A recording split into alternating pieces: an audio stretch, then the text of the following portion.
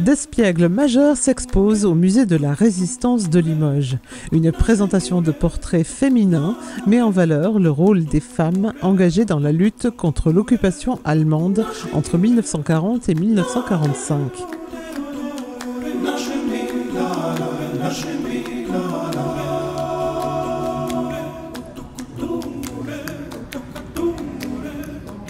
Depuis quelques années, on s'intéresse au rôle des femmes dans la résistance, pas en tant que simple agent de liaison ou épouse de résistants, mais en tant qu'actrice vraiment à part entière. On s'en est emparé, alors pas d'un point de vue historique initialement, d'un point de vue plutôt artistique, puisque la proposition est venue d'un artiste, mais on a décidé effectivement de l'entourer d'un contexte historique avec le prêt d'objets et de documents de plusieurs musées. Espiègle, ça veut dire c'est un sourire. Il y a quelque chose de moqueur, il y a quelque chose de provoquant, il y a quelque chose de subversif, il y a quelque chose qui est insurrectionnel. L'action espiègle, ça veut dire que vous ne respectez pas l'ordre, vous ne respectez pas la loi, vous ne respectez pas le rapport de force fasciste qui a été imposé.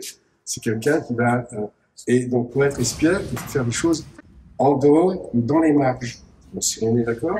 Et en dehors de les marges, il se trouve que si vous regardez un peu l'ensemble des histoires de ces femmes résistantes, elles font jamais ou très peu des actions frontales, elles font toujours des actions périphériques et elles sont extrêmement efficaces. Et plus elles sont périphériques, plus elles sont efficaces. Comme par exemple le sabotage.